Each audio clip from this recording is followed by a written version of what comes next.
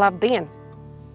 Ir 15. augusts, un tāpat kā lauksaimniekiem, arī mums Agronoma brokastīm varam teikt, ir sākusies jauna sezona.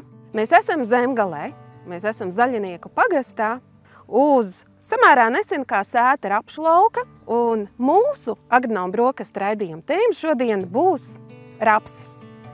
Pirmie secinājumi pēc tikko noslēgtās sezonas un ieteikumi, ko mācīties un ko darīt jaunajā sezonā. Rapsis šķiet kļūst diezgan tāds izaicinājuma pilns kultūra augs. Bet, ja es skatos tīri no sava agronoma viedokļa, kas vairāk saistīts ar mēslošanu, tad man liekas, ka mēslošanas ziņā mēs izdarām pietiekami labi. Pietiekami daudz, protams, ir jautājums par pamatu mēslojumu, ko mēs pievērsīsimies epizodes otrajā daļā, bet mans tāds personīgais viedoklis, ka mēslojums šī sezonā nebija tas, kurš limitēja ražu, jo mēs redzējām pietiekami labu biomasu, kas bija izaugusi jau rudenī. Jautājums, kas ar to biomasu notikās pa ziemu, jautājums, vai mums vajag tik lielus augus uz rudeni, un līdz ar to tiešām šie sējas termiņi, kurus parasti tomēr vada, manuprāt, kaut kādas zināmas bailes, bažas par to, vai rapsis sadīgs laicīgi, vai būs pietiekami daudz mitruma, bet savukārt, ja mēs atskatāmies atpakaļ pavasarī uz pārziemojušajiem sējumiem, tad, protams, viņa izauga, saņēmās un līdz ziedēšanai, manuprāt, viss bija pietiekami labi. Un tad savukārt sākās ar slāpekļa mēslošanu arī. Mēs kļūstam daudz gudrāki gan ar mainīgajām devām, gan ar atvārumu, gan arī ar sensoru pielāgojot šīs slāpekļa devas, bet, manuprāt, problēma sākas tad, kad rapsis zied, ir šie insekti, vai mēs pietiekami labi tiekam ar tiem galā, domāju, ka nē, un pēc tam arī sekojoši viss slimību sloks, un tas manā skatījumā samazina šo rapšu ražu. Ko mēs varam darīt? Tas ir tāds ļoti komplekss un, manuprāt, sarežģīts jautājums, kas ir jārisina.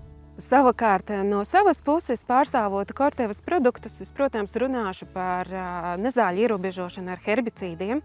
Un arī iepriekšējais rudens pierādīja, ka vispareizāk un prātīgāk nezāļu ierobežošana ziemas rapšu laukos ir veikt rudenī ar mūsu rekomendētiem produktiem. Protams, ir iespējams un ir produkts, ar kuru mēs varam droši strādāt arī pavasarī, bet tur jau sāk darboties citi faktori, temperatūras, salnas, attīstības fāzes, kas mums daudzkārt sarežģīja šo darbu. Tāpēc arī vēlāk es turpināšu dažus ieteikumus attiecībā uz mūsu ieteikumu par belkāru metazemiksu, bet, ja mēs runājam par visu sezonu, tad es nebūšu oriģināli un teikšu, ka šis atkal bija ļoti interesants un īpaši atšķirīgs gads, kurā mēs pamanījām varbūt tādas nezāļu problēmas, kas līdz šim mazāk mums tā kā ir uzmanību pievērsušas. Un izteikti vienu es noteikti gribu pieminēt spulgotni jeb plaukšķeni. Ja mēs vairāmies no tā, lai rudens pusē ziemas rapšu lauka neziedētu dzelteni, ko dara zvēri un pērkoni, ko mēs varam ierobežot arī ar belkāru metazemiksu, tad, diemžēl, vasaras vidū mēs pamanījām, ka dažs labs rapšu lauks zied baltiem ziediem, un tā nu bija spulgotne. Ja runājam par šo nezāli, par viņu ir jādomā laicīgi. Un es teikšu, citās kultūrās viņi jāierobežo, jo nav drošu un efektīvu herbicīdu, kas to izdarītu rapšu sējumos. Par to noteikti atceramies. Un te atkal ir stāsts par to, ka mums ir jāzina mūsu lauku vēsture, ko mēs sējam, ko mēs mēslojam, ko mēs darām auga aizsardzības līdzekļiem un kāda nezāļu fons ir mūsu laukos. Mēs te diskutējam par šo rapšu sējas laiku, tad jūsu viedoklis. Tas varbūt mazliet provokatīvs jautājums, jo tas prasa pētījumus, bet tomēr, ko tu Gati ieteikt? Redzot to, kas riņķī notiek, bet tas nav nekāds tur pats uz saviem, man nav tāda pētījuma, bet tas, ko es sajūtu, kad, piemēram, Vidzeme, Latgale, kur šī siltumsumma rudens pusē būs vājāk, nozīmē, ka tieši viņiem prasās būt vieniem no pirmajiem savā sējā. Tā kā 15. augusts ir optimāls tajā reģionā, Zemgalē, var būt arī vēlāk, un Kurzemē šeit šī summa siltumam būs lielāka, bet tas, ko es tieši novēroju, ka bieži vien Zemgalē un Kurzemē ir tieši agrāk sējas, un man liekas, ka man šķiet, ir pārsteidzīgi. Tas nav tas labākais.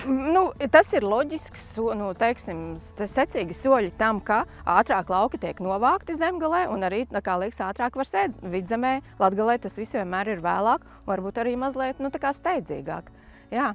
Es piekritīšu, zemgalē ir tāds iespējas, ka ņemot vērā, ka šeit ir smagākas augsnes, daudzi ļoti pārdomāti domā, lai sēja tika veiktu augsnei optimālā mitruma apstākļos, lai arī sēklai pietiek jauda sadīgt.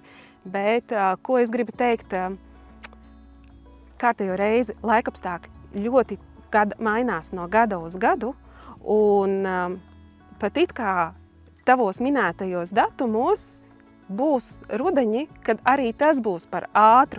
Līdz ar to ieteikums nav variants iesējam lauku, zinām, kad ierobežosim nezāles, zinām, kad regulēsim, sekojam līdz saviem laukiem. Varbūt ir jāregulē 2 reizes. Ja plus grādu temperatūra mums ir līdz Ziemassvētkiem, aug gan rapsis, gan nezāles.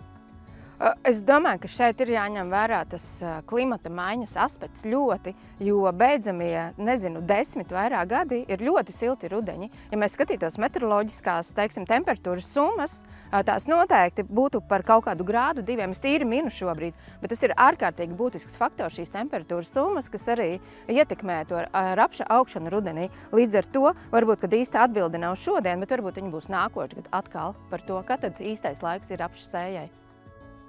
Bet tad sēšanas termiņš nav vienīgais faktors, ir daudz lietas, ko mēs varam individuāli darīt, un varbūt katrs mēs varam pateikt no sava sektora, kas ir tas, ko mēs varam izdarīt, lai rapsis būtu labāks pirms ziemošanas un pēc ziemošanas. Manuprāt, pirmais jautājums būs Agnesei, jo ar ko mēs sākam? Mēs sākam ar to, ko mēs iedodam no barības vielām augsnei. Es domāju, ka mēs varam skatīties uz to kompleksi arī ar Gati, jo Gatis veic augsnes analīzes, viņš ir, kā saka, tur rokas pulsa tam, ko mēs neredzam ar aci, bet tas, kas ir augsnē. Bet no savas puses, jā, man patīk vienmēr paskatīties uz skaitļiem, jo es domāju, ka bez skaitļiem mēs nevaram, tās tikai tukša minēšana. Un arī mēslošanā mums tomēr ir jāturās pie pozitīvas bilances, un līdz ar to es uzskatu, ka mums ir jāiedod vismaz tas barības elementu minimums, to, ko mēs iznesam ar ražu. Un ja mēs runājam šodien konkrēti par rapsi, tad mēs arī esam taisījuši tieši rapša sēklu analīzi, lai noteiktu precīzi, cik 1 tona barības elementus iznes, un tad varu teikt, ka ja mēs pārvēršam uz tādu adekvātu rapša ražu, kas ir 3 tonas, tad, piemēram, fosforu rapsis iznes starp 50 un 60 kg tīrvielā tikai ar sēklu ražu. Tad es gribu teikt, tas būtu tas minimums, ko mums ir jānodrošina sējot rapsi, un Gatis pēc tam pastāstīs arī, kā tomēr šo bilanci veidot pozitīvāku. Un, ja mēs skatāmies uz konkrēti mēslošanas līdzekļiem, tad Jāra Mila NPK mēslošanas līdzekļi, kas ir, manuprāt, piemērotākais būtu 13, 24, 12, kas satur pietiekamu daudzumu fosfora, un ar 250 kg mēs iedodam šo nepieciešamo fosforu daudzumu. Jā, tieši tā. Un savukārt, protams, ir arī 10, 13, 25. Šo devu pietiekami, liekot 300 kg vairāk, mēs tāpatās nodrošinām fosforu un arī pietiekami daudz kālija. Ja mēs runājam par to, kā un daudzas saimniecības saka, bilancē, teiksim, ekonomiskā bilance ir negatīva, es nelietošu mēslojumu, es saku, ka tas ir īstermiņa domāšana, ka 1 gadu ietaupot, 2 gadu ietaupot, mēs iebraucam ļoti lielās, ja tā var teikt, nākotnes problēmās, tāpēc tīri nodrošināt šo pamata minimumu, ir nepieciešams. Tāds ir mans viedoklis. Un, ja mēs vēlamies palielināt mēslošanas līdzekļu izmantošanās efektivitāti, tad, protams, saimniecības, kurās ir šīs kombinētās sējmašīnas, kur mēs varam likt kopā sēklu un minerālu mēslus, tad šī gadījumā mēs tiešām varbūt varam runāt par kaut kādu minimālu mēslošanas līdzekļu ietaupījumu, jo ļoti precīzi tiek šī granula nolikta tieši pie sēklas. Tas ir vienīgais veids, kā mēs varam mēģināt taupīt uz mēslošanas līdzekļu. Ne, savādāk, nevis nemēslojot nemaz. Bet Gatis tagad tā kā vēl raksts dziļāk. Ļoti laba tēma, iedodot pie sēklas. Es gribu oponēt, ka ietaupīt īsti nevar. Vienkārši sākotnējais rezultāts ir veiksmīgāk izskatās. bet tie kilogrami, kā tev ir redzams izneses, ir vajadzīgs tam rapsim tikpat, cik ir vajadzīgs vienalga nemainīgi, vai tu dod viņu pie sēklas, vai tu dod izkliedes formā. Rapsim ir jānonāk pie šiem 54 kilogramiem 3 tonnām, piemēram, ja saimnieks iet vidēji 4 tonu ražu, tad tur jānonāk pie 70 pāri kilogramiem fosforu oksīdam. Es saprotu, ka ir svārstības mēslojumu tirgu, var kādu gadu attiecīgi ietaupīt, bet tas nozīmē, ka nedrīkst aizmirst nākamā gadā iekompensēt to, ko iepriekšējā gadā ietaupīja. Un uz ko es to vedu? Lai raps pārzīmotu labāk, mēs pieķeramies pie šī pārzīmošanas jautājuma, tad ir vairāk faktori, ko mēs varam iespaidot. Ir 2, 3, respektīvi neiespaidojamie. Mēs nevaram iespaidot šo siltumsummu rudenī, mēs nevaram iespaidot mitrumu nodrošinājumu rudenī, un mēs nevaram iespaidot to, ka mēs atrodamies šeit ir karbonāta augsnes, citā reģionā ir vairāk podzola augsnes, kur raksturīgi ir citi potenciāli. Un to mēs nevaram iespaidot. Bet ir daudz faktoru, ko mēs varam iespaidot. Viens jau pārcelājam par starteru mēslojumu. Bet tajā tēmā noteikti ir, kur daudz speciālisti ir šķirnes, sēšanas tehnoloģija, augsnes apstrādes tehnoloģija, auga aizsardzība, šeit pat nezāļu ierobežošana. Katrs no šiem faktoriem ir ārkārtīgi svarīgs. Bet tas, ko es esmu pamanījis, ka ļoti maz mēs domājam par arī ietekmējumiem faktoriem, kas ir ilgtermiņa, nevis īstermiņa risinājumi. Un ilgtermiņa risinājumi ir pamatā augsnes auglības uzbūvēšana, izveidošana, ko tu nevari izdarīt viena gada griezumā. Un mēs tam pievēršam pārāk maz uzmanību, jo man pašam ir kuriozi šī gada pieredzē, kad saimnieki griežās pie manis runājot par mēslošanas plāniem, un parasti ir tāda runa. Es tur plānoju nākamajā sezonā griķus vai arī tagad auzas. Tas nozīmē, ka man būs kultūra augs, kurš mazāk ienesīs līdzekļus, es viņu attiecīgi mēslošu stipri mazāk. Viss jau ir kārtībā, ja mēs tās bilances saliekam, bet ja mēs šogad gribam sēt rapsi, tur, kur mēs pagājušajā gadu sējām auzas, pa iepriekšējā sezonā, tad attiecīgi mums jārēķinās, ka mēs neparūpējamies par augsnes auglības sakārtošanu iepriekšējā reizē. Un ko es domāju ar augsnes auglības sakārtošanu? Viens no rādītājiem augsnes pH.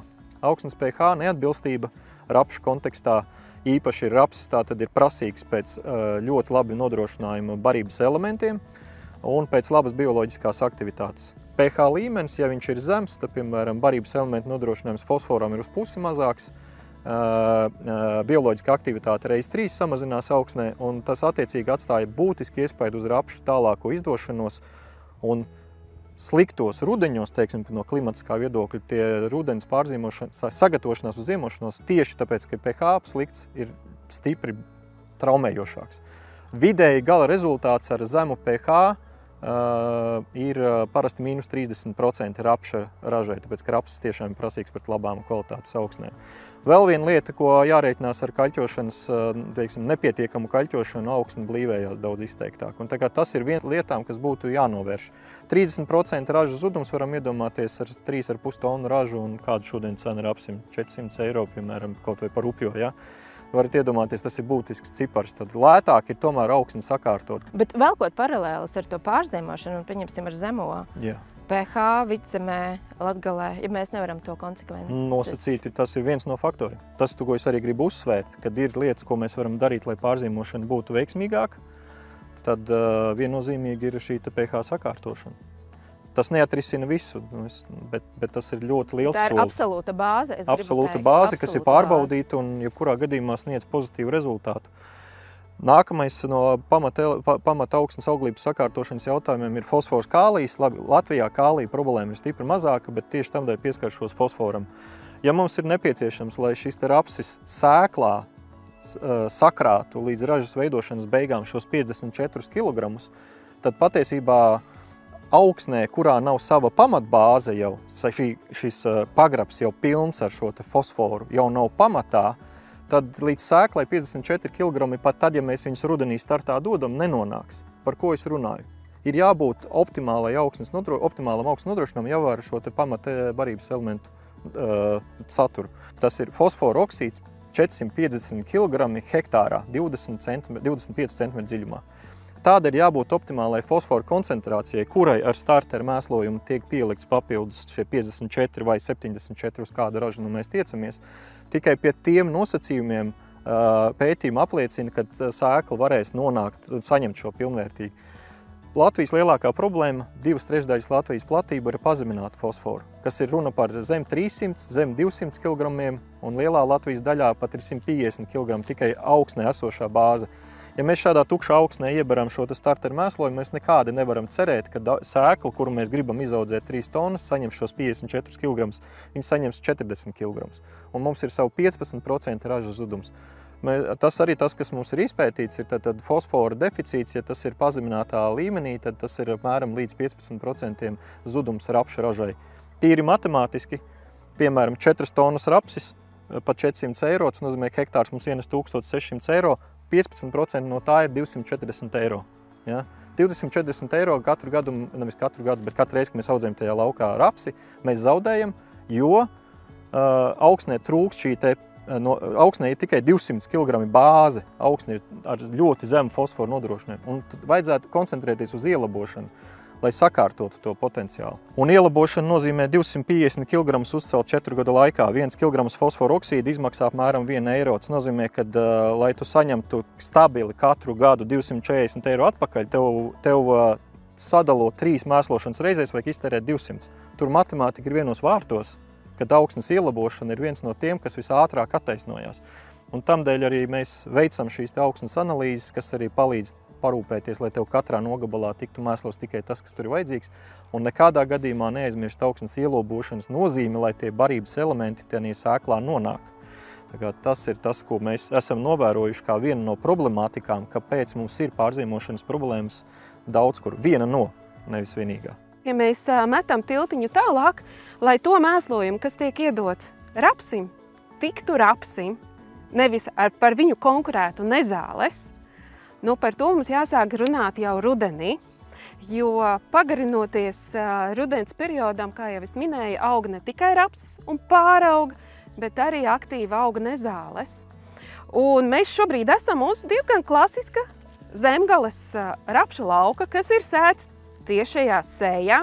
Mēs redzam, kad iepriekš kultūras augs ir bijuši graudaugi, domāju, kvieši, stalmu masa ir pietiekami liela, un šeit, lai ierobežotu nezāles, mums noteikti jāstrādā ar herbicīdiem, kuri tiek uzņemti nezālēs caur lapām. Nenoliedzami, ne tikai tas, ka ir populārākais, bet droši vien arī Latvijā pieejamākais un efektīvākais herbicīdu risinājums rudenī ziemas rapsimi ir Belkārs 0,25 maisījumā ar metazamiks. Standartā 0,6, bet uzreiz pievērsīšu uzmanību.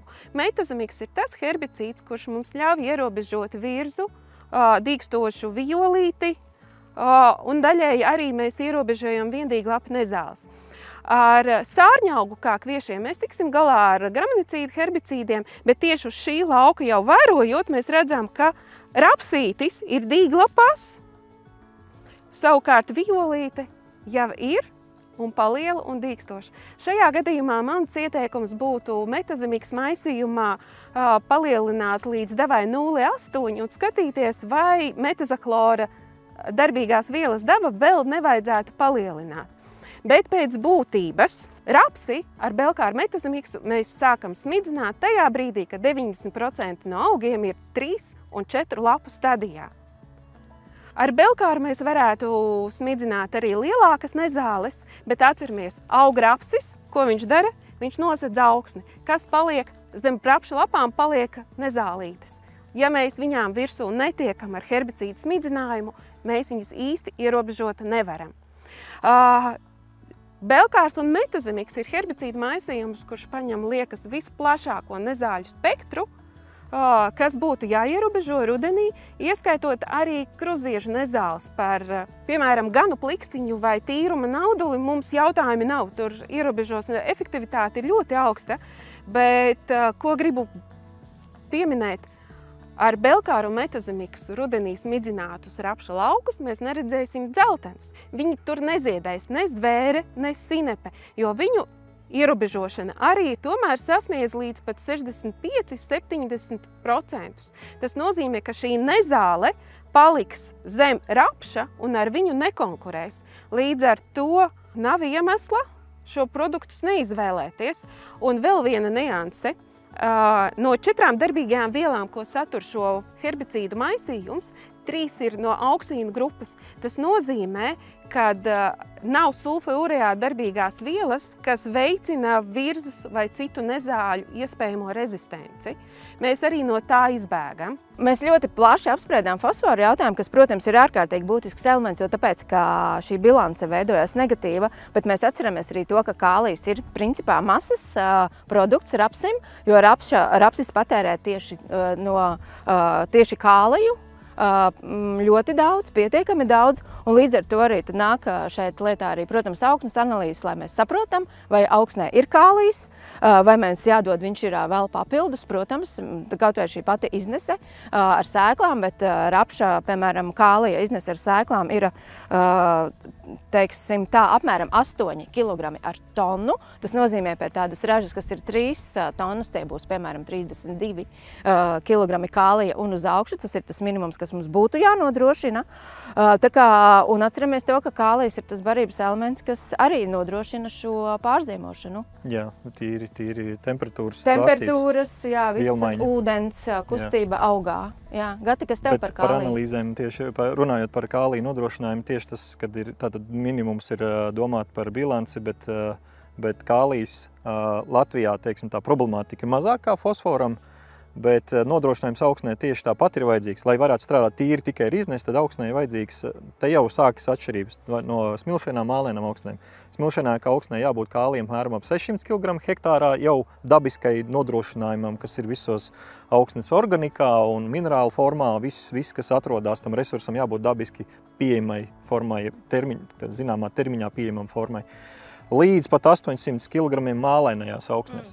Un tikai tad, kad ir šis resurs, varēs šis rapsis tikt pie tā kālija, kas ir nevis sēklai, bet kas ir domāts šai zaļai masai.